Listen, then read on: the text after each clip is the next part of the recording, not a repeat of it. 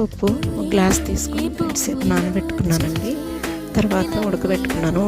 Water తక్కువ పోసుకొని 90% వరకు ఉడికిన తర్వాత వడగట్టుకోవాలండి. ఎందుకంటే వాటర్ అంటే ముద్దయిపోతుంది. వాటర్ లేకుండా వడగట్టుకోవాలి పెసరపప్పుని. పాలకూర శుభ్రంగా కట్ చేసి పెట్టుకున్నాను.